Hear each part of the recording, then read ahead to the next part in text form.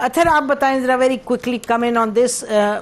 اب وہی سوال جو میں نے مظہر سے کیا کہ گورنمنٹ کی جو پالیسی پی ٹی آئی کی طرف سے، گورنر راج کی انہوں نے بات کر دی، بین کی بھی، اس کے علاوہ آپ کو کوئی ایلیمنٹس نظر آتے ہیں گورنمنٹ کی موجودہ پی ٹی آئی کی طرف جو پالیسی ہے؟ دیکھیں وہ پیپلز پارٹی کی اور نون لیگ کی ایک ہی پالیسی ہے.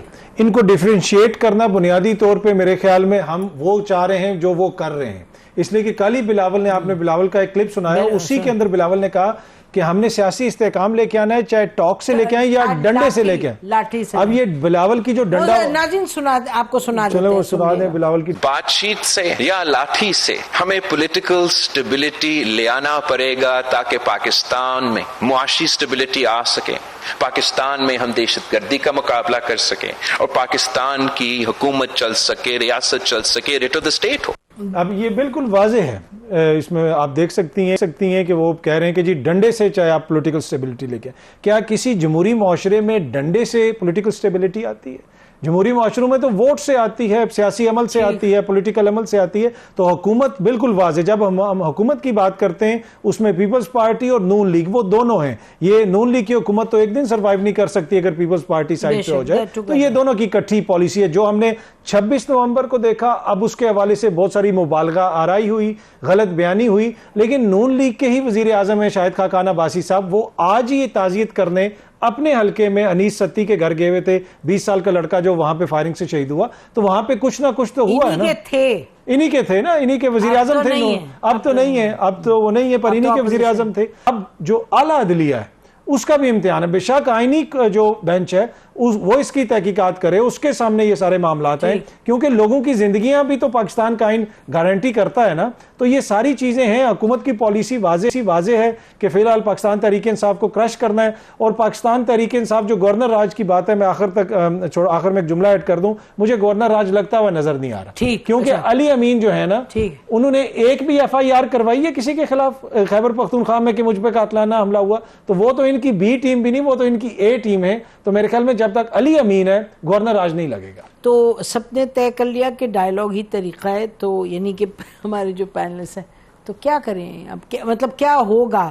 آپ ذرا دیکھیں کرسٹل بال میں کیا آپ کو نظر آتا ہے؟ دیکھیں ڈائیلاگ، اوبیسلی ڈائیلاگ سے اس تمام مسائل حل ہوتے ہیں، لیکن اس وقت ڈائیلاگ کا مجھے ماحول نظر نہیں آ رہا نا.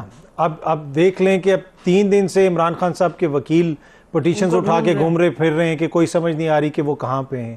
اینڈ آف دا ڈے وہ ایک جیل کے اندر ہیں، پنجاب حکومت کے اندر وہ جیل ہے، ان کی آپ ملاقات کروا دیں. اس سے پہلے بھی بہت ساری ایسی چیزیں ہیں جہاں پہ ہمیں لگا اس طرح جس طرح ان کی ایک ضمانت ہوئی، اس کے بعد دوبارہ ان کو ایک اور مقدمے میں گرفتار کروا دیا گیا. تو مجھے نہیں لگتا کہ ڈائیلاگ سے کوئی چیز حل ہوگا. لیکن انہوں نے سنجانی کا رستہ دیا تو تھا. دیکھیں یہ بھی بڑا جو ہے نا، اگین ایک فیک نیوز پھیلائی جاتی ہے. میں عرض کر لوں تو وہ آپ کو سمجھ آ جائے گی. یہ تھا، انہوں نے کہا کہ اس کی تو اجازت نہیں ہے، اٹک ریڈ لائن ہے. انہوں نے پولیس افسران کو سوشل میڈیا پہ انٹرویوز دلوائے جنہوں نے کہا کہ اٹک از دا ریڈ لائن. جب وہ ادھر پہنچ گئے انہوں نے کہا کہ جی اب وہ سنجانی چاہیے. دیکھیں یہ تو نہیں، یا تو وہ اسی وقت کہتے نا کہ آپ آئیں، آپ سیاسی قوت ہیں، آپ سنجانی میں بیٹھیں. آج پورا میڈیا، آج پوری journalist community, international community Imran Khan کو اور اس کی جماعت کو برا کہہ رہی ہوتی کہ بھائی حکومت نے تو تمہیں اجازت دی تھی. حکومت نے تو ان کو اجازت ہی نہیں دی، وہ اپنے بل پہ یہاں پہ پہنچے. جب وہ پہنچ گئے تو اب یہ ان کو ایک اور آپشن دے رہے ہیں. تو یہ بھی چیز سمجھنے کی. دوسرا، اب اس آپشن دے رہے ہیں نا، وہ تو رؤوف صاحب نے بھی کہا دی ہے، اور رؤوف حسن صاحب نے کہا پارٹی کے اندر ڈسکشن ہوئی ہے. ہی سیڈ اٹ آن دا شو کہ پارٹی میں ڈسکشن ہوئی ہے کہ ہمیں رکنا چاہیے تھا. اور یہ بھی آپ نے سنا کہ بیرسٹر کیا نام ہے ان کا، سیف نے کاشف کے پروگرام میں بیٹھ کے جی بیرسٹر سیف کے حوالے سے بشرا بی بی نے کہا یہ بار بار جھوٹ بولتا ہے. تو آپ پتہ نہیں کون جھوٹ بول رہا ہے کون سچ. سیف کی کیسے ہمت ہو سکتی ہے کہ کاشف عباسی کے شو میں بیٹھ کے جھوٹ بول دے. یہ تو ہم نے یہ پارٹی کے اندر بہت ساری باتیں. دوسری بات، اب حکومت کا المیہ یہ ہے کہ حکومت کی، میں چھوٹی سی جملہ ایڈ کر دوں، نہ لوکل سطح پہ لیجٹمیسی ہے، نہ انٹرنیشنل سطح پہ لیجٹمیسی.